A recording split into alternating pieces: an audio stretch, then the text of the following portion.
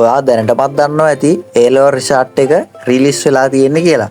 මම මේ වීඩියෝ එකෙන් කතා කරන්නේ කොහොමද මෙන්න මේ රිසාර්ට් එක අපේ ස්මාර්ට්ෆෝන් එකකින් එහෙම නැත්නම් ලැප්ටොප් එකකින් ඒ වගේම මොකක් හරි පරිගණකයකින් හෝ දුරකථනයකින් අපි කොහොමද බලන්නේ කියලා තමයි මම දැන් ඔයාලට පැහැදිලි කිරීමක් කරන්නේ.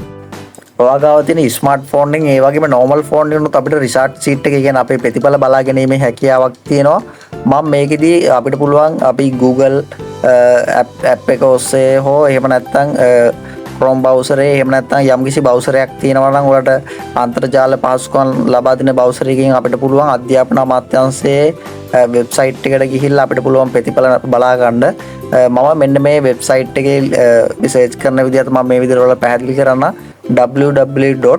මම මේ විදිහට ඔයාලට ඩිස්ප්ලේ කරලා තියන්නම්. මෙන්න මේක නිවැරදිව ටයිප් කරගෙන ඔයා මේක සිලෙක්ට් කරගෙන සර්ච් කරගන්න.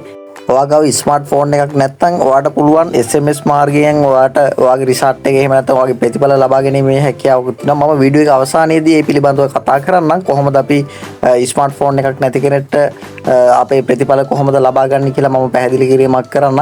ඒ වගේම මම කියපු වෙබ්සයිට් එකට මෙන්න මේ විදිහට ආපුම අපිට මේ වෙබ්සයිට් එක අපිට බලා ගන්න පුළුවන් වෙන්නේ මෙන්න මේ විදිහට.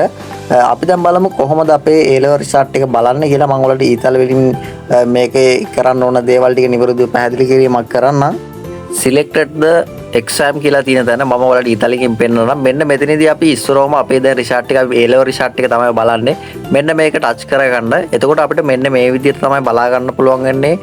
උඩින්ම ඔයාලට පේනවා ඇති මෙන්න මේ විදිහට GCE A level examination කියලා තියෙනවා. මෙන්න මේ උඩින්ම තියෙන එකට ක්ලික් එක දාගන්න. ඔයාලට මම ක්ලික් එක දාන විදිහත් පෙන්නනවා. මෙන්න මෙතන තමයි ක්ලික් එක දාගන්න ඕනේ. මෙතන ටච් කරපුවාම අපිට මෙන්න මේ විදිහට දැන් එතන A level එක සිලෙක්ට් වුණා. ඊට පස්සේ අපි දෙවෙනියට මොකක්ද කරන්න ඕනේ කියලා මම පැහැදිලි කිරීමක් කරන්නම්. මෙන්න මෙතන select the කියලා තියෙනවා. මෙන්න මෙතන අපි ලියපු exam එක ලියපු අවුරුද්ද තමයි select කරගන්න ඕනේ. 2024 තමයි අපි exam එක ලියුවේ. මෙන්න මේ විදිහට අපි 2024 කියන එක select කරගන්නවා. ඊට පස්සේ ඔයාලට පේනවා ඉතින් පහලින් අපිට පුළුවන් අපේ මෙතනදී අපේ විභාග අංකය එහෙම නැත්නම් අපේ NIC නම්බරය කියන්නේ ජාතික හැඳුනුම්පත් අංකය යොදාගෙන අපිට අපේ රිසල්ට් සීට් එක බලා ගැනීමේ හැකියාවක් තියෙනවා. මෙන්න මෙතනදී ඔයාලට ඊතලකින් මම පෙන්නන්නම්. මෙන්න මෙතනින් අපි උඩින්ම මෙතන ඔටෝ සිලෙක්ට් වෙලා තියෙන අපේ විභාග අංකය ටයිප් කරගන්න. ඒ වගේම ඔයා NIC නම්බරය එහෙම නැත්නම් ID නම්බරෙන් ඔයා මෙන්න මේ විදිහට ID නම්බරෙන් චෙක් කරනවා නම් ඔයාගේ රිසල්ට් සීට් එක බලා ගැනීමට ඔයා NIC කියන එකට ක්ලික් එක දාගන්න ඕනේ. මෙන්න මේ විදිහට ඔක්කොම නිවැරදිව මේ ටික හදාගෙන ඔයාලගේ විභාග අංකය හෝ ඔයාගේ ඩෙන්ටිටි අංකය ඔයා සිලෙක්ට් කරගත්තු විදිහට මෙන්න මෙතන නිවැරදිව ටයිප් කරගන්න ඕනේ. මෙන්න මේ විදිහට මම දැන් මෙතනදී ෆේක් එකක් තමයි ටයිප් කරගන්නේ. ඔයාලට පෙන්වන්න ඕන හින්දා තමයි මම මේ වීඩියෝ එක මේ විදිහට රෙකෝඩ් එකක් දාගත්තේ. මෙන්න මේ විදිහට ටයිප් කළා ඔයාලට පේනදී පහලින් තියෙනවා I am a human කියන එක. මෙන්න මෙතනදී අපි මේකට ක්ලික් එක දාලා මෙතනදී අපිට තියෙන්නේ එන්ජින් එකක් වශයෙන් මෙතන ක්‍රියාත්මක වෙන්නේ මොකක්ද කියන එක අපි සිලෙක්ට් කරගන්න ඕනේ. මම මේ විදිහට chopper එක මෙන්න මේ විදිහට සිලෙක්ට් කරගන්නවා. මෙන්න මේ විදිහට සිලෙක්ට් කරගෙන ඔයාලට පුළුවන් next කියන එකට යන්න. මෙන්න මේ විදිහට අපිට දෙපාරක් විතර එනවා. මෙන්න මේක සිලෙක්ට් කරගන්න, ඒ කියන්නේ verify එකක් කරගන්න තමයි මේ විදිහට එන්නේ.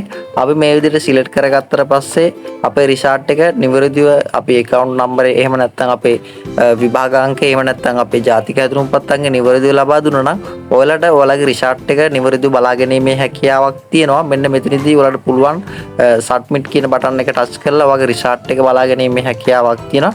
මෙන්න මේ විදිහට තමයි අපි Google web අඩවිය හරහා මෙන්න මේ විදිහට තමයි අපි රිසල්ට් සීට් එක ලබා ගන්නෙ. ස්මාර්ට්ෆෝන් එකක් නැති කෙනෙක්ට කොහොමද රිසල්ට් එක බලන්නේ කියලා මම දැන් ඔයාලට කියලා දෙන්නම්. ඔයා ගාව මොබිටෙල් SIM එකක් තියෙනවා නම් මෙන්න මේ විදිහට නිවැරදිව ටයිප් කරගන්න කැපිටල් ලකුණෙන් exam කියලා.